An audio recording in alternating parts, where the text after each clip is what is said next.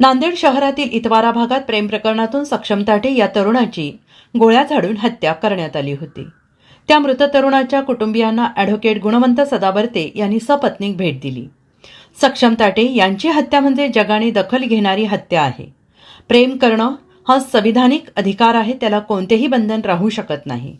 सक्षम ताटे हा तरुण फक्त शेड्यूल कास्टचा मुलगा आहे आणि त्याने इतर समाजाच्या मुलीसोबत प्रेम केलं म्हणून त्याची हत्या होणं हे संविधानाविरोधात असल्याचं सदावर्ते बोलले आहेत.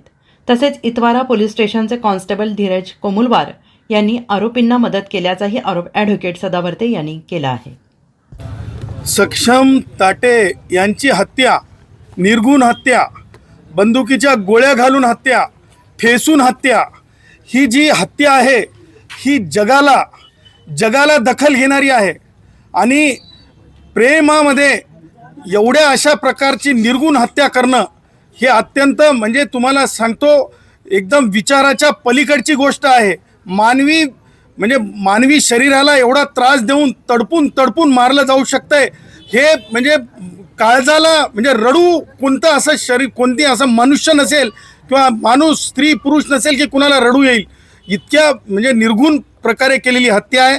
आणि या हत्येच्या संबंधानं जे काही महत्त्वाची गोष्ट समोर आली आहे आणि जी अत्यंत दखलपात्र आहे, दखल घेतलीच गेली पाहिजे, त्या बाबी म्हणजे तुम्हाला सांगतो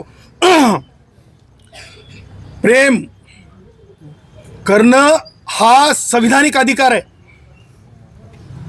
प्रेमाला कोणत्याच प्रकारचं बंधन असू शकत नाही. परंतु केवळ अनुसूचित जातीचा शेड्यूल कास्टचा मुलगा आहे सक्षम ताटे, त्यांनी एका इतर समाजातल्या मुलीसोबत प्रेम केलं म्हणून त्याची ही हत्या होणं ही संविधानाच्या विरुद्ध आहे. संविधानानं सांगितलंय, सुप्रीम कोर्टाने सांगितलंय की जेव्हा प्रेम असतंय त्या प्रेमाला संरक्षण देणं हे कायदेशीर कर्तव्य आहे. परंतु काही म्हणजे जे लोक माथे फिरू असतात किंवा काही म्हणजे विकृत डोक्याचे लोक असतात किंवा गुन्हेगारी वृत्तीचे लोक असतात, ज्या प्रकारे मामिडवार कुटुंब आहे, ह्या मामिडवार कुटुंबानं काय नाही केलं ह्या गोष्टी आणि ज्या गोष्टी त्यांनी केल्या आणि ज्या गोष्टी त्रासदायक आहेत, ज्या गोष्टी कायदाबाह्य आहेत, त्या गोष्टी अद्याप FIR मध्ये आलेल्या नाहीत, त्या जबाबामध्ये विचारल्या गेल्या नाहीत. त्या गोष्टी आज माननीय पोलीस DYSP त्याचबरोबर माननीय पोलीस अधीक्षक यांच्याशी चर्चा करून त्यांच्याही निदर्शनास आणून देण्यात आल्या. त्याच्यापैकी महत्त्वाची गोष्ट म्हणजे हा जो धीरज कोमुलवार नावाचा जो पोलीस आहे, कॉन्स्टेबल आहे की शिपाई आहे माहिती नाही, असे अपप्रवृत्त काही जे असतात ते त्या वर्दीला डाग लावून जातात.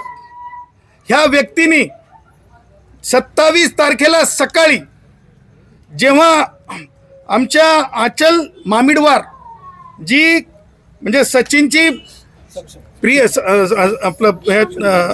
आचल मामिडवार जी सक्षम ताटेंची मैत्रीण होती, त्यानंतर तिचं म्हणणं आहे की प्रियसी होती आणि तिचं म्हणणं आहे की त्यांनी लग्न सुद्धा त्याच्यासोबत केलं.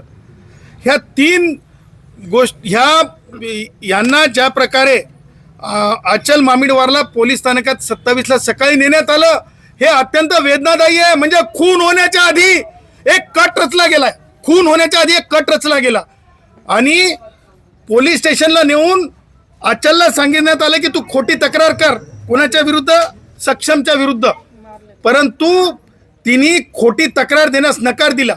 त्यावेळेस पोलीस स्थानकात हा जो अधिक कर्मचारी आहे, काय नाव त्याचं, धीरज कोमुलवार आणि त्याचे साथीदार, त्याच्या समोर आचलला हे जे आरोपी आहेत, या आरोपी मधला जो आरोपी आहे, काय नाव त्याचं, त्या आरोपीचं हिमेश मामिडवारनं मोबाईल फोडला.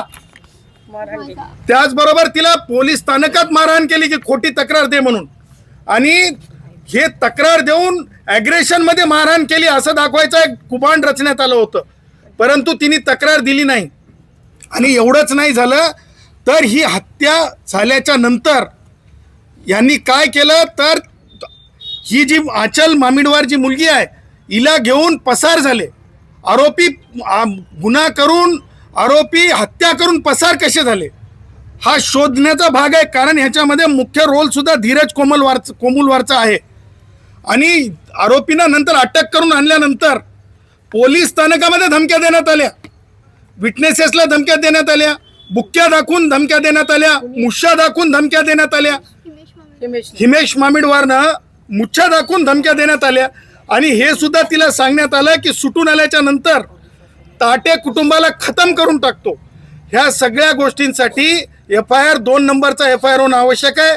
पोलीस अधिकाऱ्यांनी DYSP काय नाव त्यांचं, प्रशांत शिंदे हे उपस्थित होते. त्यांनी मला सांगितलंय की ते गुन्हा दाखल करतील.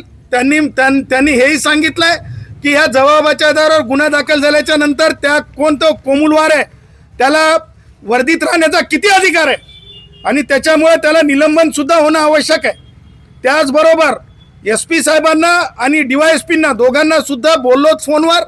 दोघांना सुद्धा सांगण्यात आलं की कायदेशीर दृष्ट्या या तिन्ही म्हणजे वडील संगीता आई ताई त्याचबरोबर आमची अचल ताई यांना पोलीस संरक्षण आणि वडिलांना पोलीस संरक्षण देण्यासाठी सांगण्यात आलंय. DYSPंनी त्या गोष्टीला सांगितलं की लवकरात लवकर म्हणजे आज किंवा आज लेट इव्हिनिंग पर्यंत किंवा उद्यापर्यंत संरक्षण दिलं जाईल. कारण आरोपींजवळ गोळ्या होत्या. आरोपींजवळ गोळ्या असताना आरोपींनी गोळ्या मारलेल्या असताना FIR मध्ये गोळी मारल्याचं दिसून येत नाहीये. आणि त्यामुळं बंदुकीच्या गोळ्या, बंदुका, त्याचबरोबर त्या पुढे जाऊन पोलीस स्थानकातल्या धमक्या हे सगळं लक्षात घेता मला असं वाटतं की आरोपींना भीती नाहीशी झालेली आहे. आणि जेव्हा आरोपींना भीती नाहीशी होते तेव्हा संरक्षण करणं कायदेशीर दृष्ट्या त्या कायद्यान्वये त्या ॲक्टनुसार पोलीस संरक्षण हँकी फँकीसाठी नाही आहे. पोलीस संरक्षण हे कायद्याच्या रक्षणासाठी आहे. मनुष्याचं रक्षण म्हणजे कायद्याचं रक्षण आहे. हेच भारतरत्न डॉक्टर बाबासाहेब आंबेडकर लिखित संविधान आणि कायद्यामध्ये लिखित आहे. आणि त्यामुळं संरक्षण देण्याचं सुद्धा त्यांना सांगण्यात आलेलं आहे आणि ते त्यांनी कबूल केले. CCTV फुटेज किती वेळाचं, कधीचं, कसं हे सुद्धा बघणं आवश्यक आहे. आणि हे त्याचबरोबर ह्या पूर्वी सुद्धा जे सक्षम आहे ताटे, जे मयत आहे ज्याचा खून झाला त्याच्यावर खोटा गुन्हा दाखल करायला लावला होता अचलला.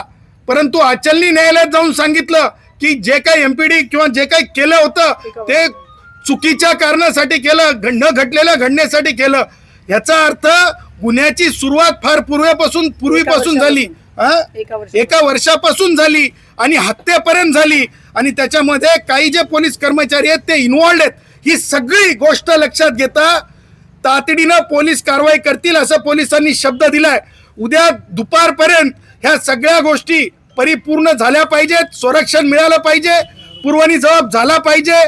तो कोण कोमुलवार आहे त्याची नोकरीमधली गच्छंती आवश्यक आहे. तो आरोपी झाला पाहिजे. त्याचबरोबर दुसरा FIR जो काय तो ते बाल आरोपी का हिमेश मामिडवारवर दुसरा FIR झाला पाहिजे. कारण तो बाहेर येऊन परत गुन्हेगारी करून संपवतो म्हणतो. ह्या सगळ्या गोष्टी फार महत्त्वपूर्ण आहेत. या गोष्टी पोलीस अधिकाऱ्यांना सांगण्यात आलेल्या आहेत आणि या गंभीर प्रकरणावर पोलिसांनी गांभीर्याने लक्ष दिलं पाहिजे असंही पोलीस अधिकाऱ्यांना सांगण्यात आलेलं आहे. पोलिसांनी आज शब्द दिलाय उद्या दुपारपर्यंत आम्ही पोलिसांना वेळ देतोय. ही सगळ्या गोष्टीची म्हणजे व्यवस्थित ज्या बाबी आहेत ते त्यांनी कायदेशीर दृष्ट्या अंमलात आणल्या पाहिजेत. आणि त्या पुढे जाऊन महाराष्ट्राचे मुख्यमंत्री माननीय देवेंद्रजी यांना ह्या गोष्टीची प्रत्येक गोष्टी याच्यामध्ये पोलिसांनी काय केलं हे एका म्हणजे केवळ म्हणजे SC कॅटेगरीचा आहेस ह्या म्हणजे घाणेरड्या हेतूने त्या मुलाचा खून झाला. आणि ही बाब एवढीच नाही तर मृतकासोबत विवाह एक मुलगी करते म्हणजे त्या प्रेमात किती पवित्रता आहे, त्या प्रेमात किती ताकद आहे, त्या प्रेमात किती शुद्धी आहे, ते प्रेम किती अजरामर असू शकेल हे लक्षात घ्या. मी तर असं म्हणेल की सक्षम ताटे यांचं भवितव्य या जी आमची ही आहे आचलच्या ज्या लढाई आहे आणि आचलच्या लढाईमध्ये मला असं वाटतंय की वेगवेगळ्या विद्यापीठातली मुलं सुद्धा तिच्या सोबत आज उभे आहेत. तिच्या म्हणजे सॉलिडेरिटीमध्ये त्या मुलाची जी हे झाली आहे म्हणजे ज्या अत्याचार झाला त्या मुलासोबत आहेत.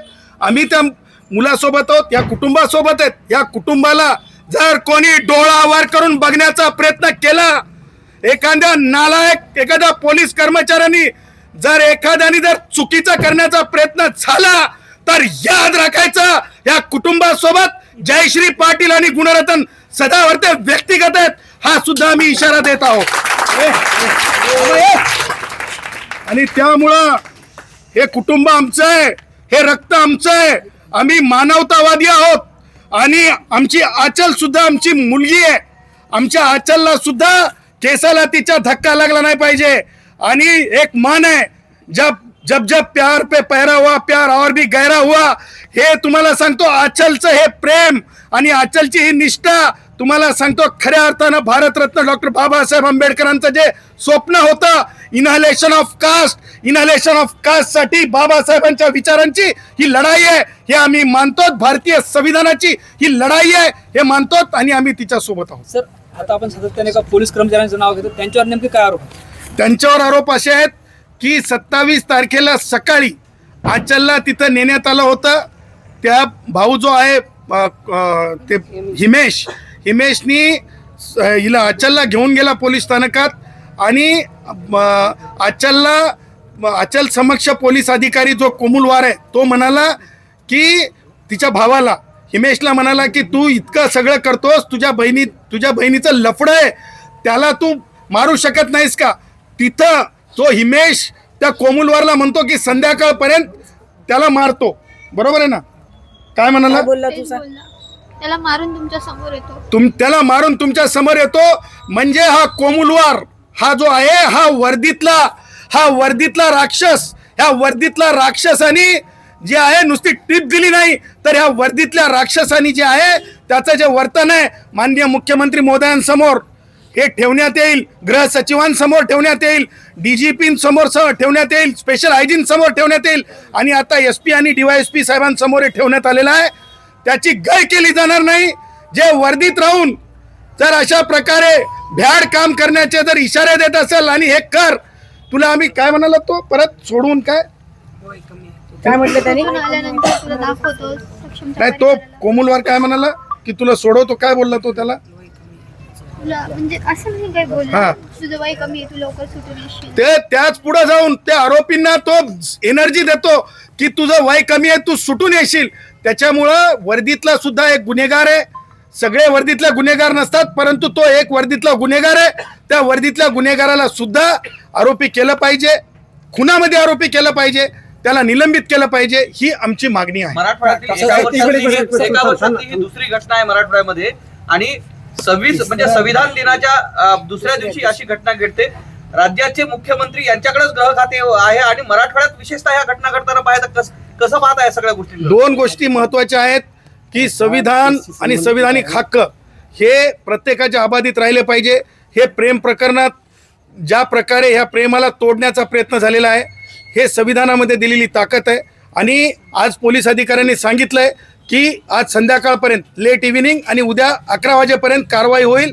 कारवाई नाही झाली तर कायदेशीर दृष्ट्या आम्ही समोर जाऊ. आतापर्यंत मुख्यमंत्री महोदयांना ही बाब आम्ही कळवलेली नाही, परंतु आज आम्ही माननीय मुख्यमंत्री महोदयांना एक डिटेल ह्याच्यावरला रिपोर्ट, फॅक्ट फाइंडिंग रिपोर्ट आम्ही माननीय मुख्यमंत्री महोदयांकडे देणार आहोत, नावानिशी देणार आहोत, वर्दीतील कर्मचाऱ्यांच्या सगळ्या याच्यानुसार आम्ही देणार आहोत. दादा, सर, कायदेशीर कारवाईचं पुढचं काय असणार आहे तुमची मागणी? म्हणजे विशेष सरकारी वकील, फास्ट ट्रॅक मध्ये तुम्ही लक्ष द्या. तुम्ही स्वतः जर त्या कुटुंबाची इच्छा जर त्यांनी लिहून दिली तर मी आणि डॉक्टर जयश्री पाटील ह्या लढ्यामध्ये आम्ही ह्या कुटुंबाचे वकील म्हणून, कारण ह्या कायद्यामध्ये तरतूद आहे, किंवा ह्यांचा पक्ष किंवा शिक्षा मिळावी आरोपीला म्हणजे एकदम कडकात कडक म्हणजे फाशीची शिक्षा, ह्याच्यासाठी जर कायदेशीरपणे जर ही काम आम्हाला मिळालं तर आम्ही ह्याच्यामध्ये उभं राहून डे टू डे हिअरिंग म्हणजे येणारी 26 नोव्हेंबर येणाऱ्या संविधान दिनाच्या अगोदर फाशीपर्यंत आरोपी कसे जातील ह्याच्यासाठी आम्ही पूर्ण लढाई लढू. आम्ही संविधानाची ताकद त्यांच्यासोबत राहू. साहेब, हे सुद्धा एक वेगळा प्रश्न